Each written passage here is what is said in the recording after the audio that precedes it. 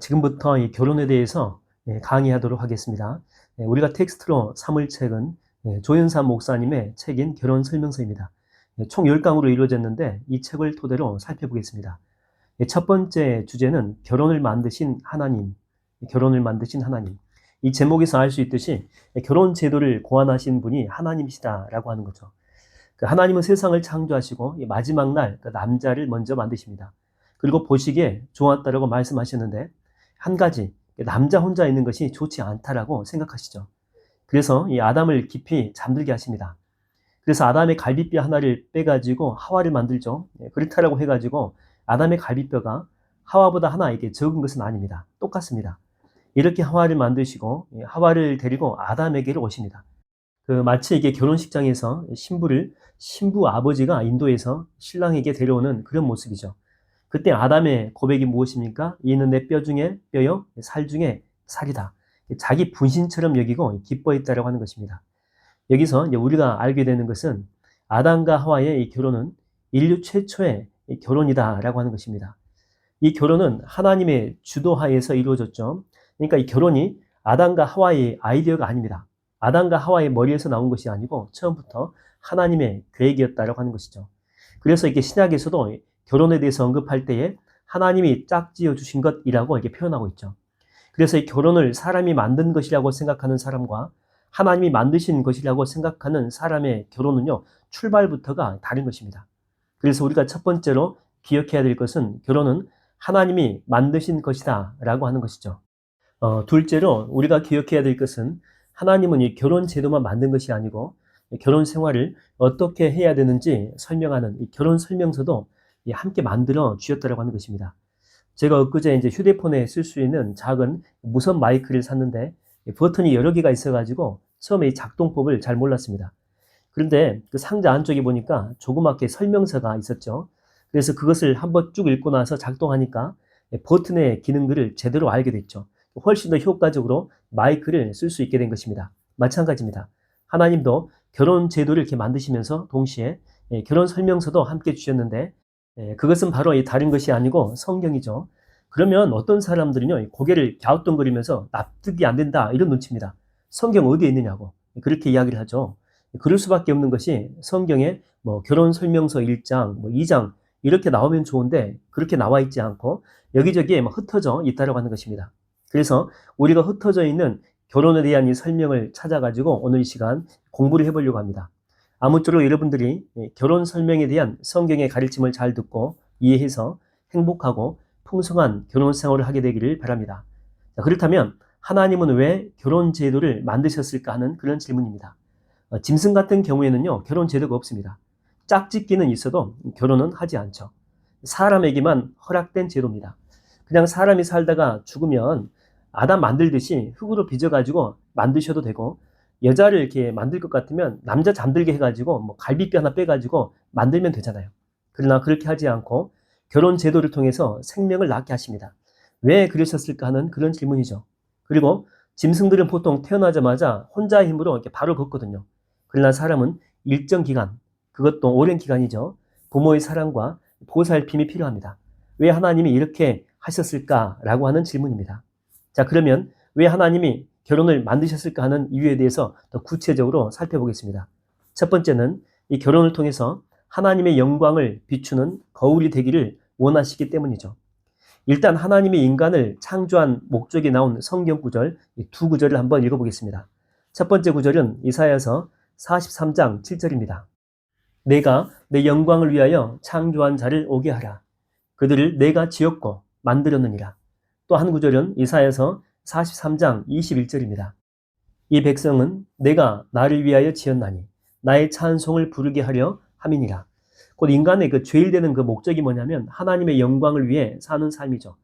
여기서 우리가 주의해야 될 점이 뭐냐면 우리가 어떤 행위를 하게 되면 하나님이 영광스럽게 된다는 것이 아닙니다. 이미 하나님은 영광된 분이죠. 영화로운 분이십니다. 다만 우리의 행위를 통해서 하나님의 영광이 나를 통해서 이렇게 드러난다라고 하는 그런 의미죠. 예를 들면 내가 가정을 이루었는데 정말 말씀대로 행복한 가정을 이루면서 아름답게 이렇게 살아가게 되면 그 자체가 하나님의 영광을 사람들한테 보여준다라고 하는 거죠. 하나님은 영이기 때문에 사람들이 볼 수 없거든요. 대신에 내가 이룬 이 가정을 통해서 하나님을 볼 수 있다고 하는 것입니다. 다시 예를 들게 되면 그림을 그리는 사람들은요, 자기만의 스타일이 있습니다. 예를 들면 김홍도와 신윤복이 있다고 합시다. 두 사람은 모두 조선시대에 풍속화를 그린 화가였거든요. 근데 그림을 보게 되면 누구 그림인지 쉽게 이게 분간이 됩니다.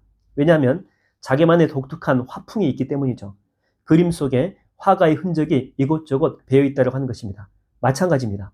우리가 이게 성경 말씀대로 결혼을 하고 가정생활을 하게 되면 결혼제도 자체를 만드신 분이 하나님이시기 때문에 사람들이 하나님의 흔적, 다시 말하면 그 영광을 발견하게 된다고 하는 거죠. 이렇게 결혼제도는 하나님의 영광을 보여주는 목적이 있고, 두 번째, 이 결혼제도를 통해서 우리에게 알려주고자 하는 것은 예수님을 경험하는 통로가 된다고 하는 것입니다.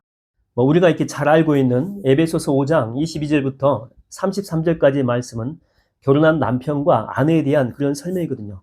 근데 그냥 읽을 때는 남편들이 아내에게 행할 때 주의할 점, 또는 이렇게 아내에게 주는 남편에 관한 지침서, 이렇게 생각해 볼 수 있는데, 제일 마지막 부분 32절과 33절을 보게 되면 이렇게 나옵니다. 이 비밀이 크도다. 내가 그리스도와 교회에 대해서 말하노라. 그러면서 가정생활을 통해서 주님은 예수님과 우리와의 관계에 대해서 이야기를 해주시고 있다고 하는 것입니다.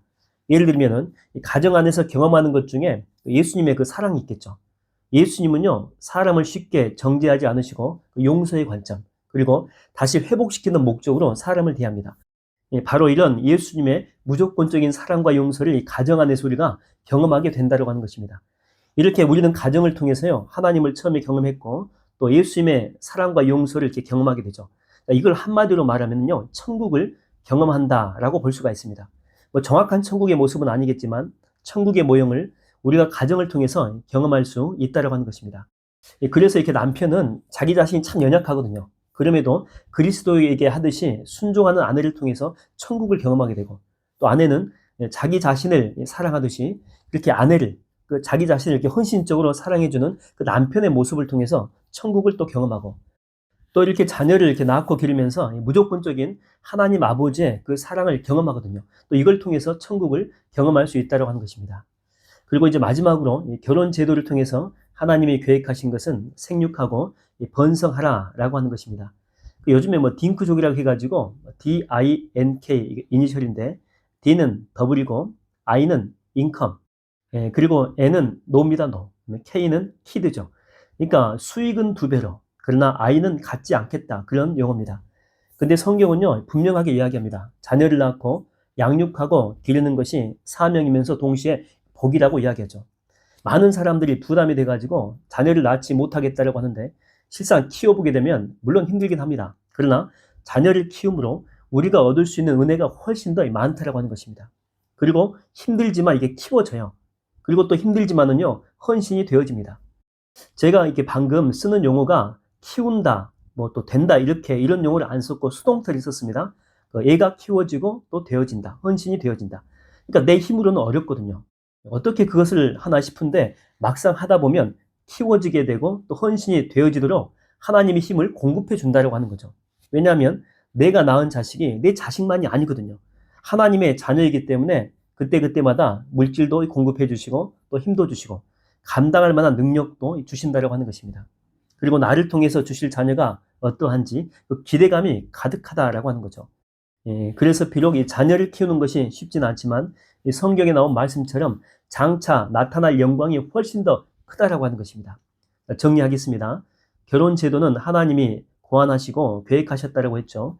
그리고 결혼 제도를 만드시고 그에 대한 사용 설명서인 성경을 우리에게 선물로 주셨습니다. 그 성경에 보게 되면 이 결혼과 이 가정에 대한 목적이 잘 나타납니다.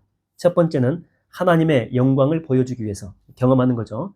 두 번째는 예수 그리스도를 보여주는 것, 그리스도를 경험하는 거죠. 그리고 이 둘을 통합해서 천국의 모양을 이뤄내기 위해서입니다. 이런 천국의 모양이 나도 경험하고 세상 사람들도 경험할 것입니다.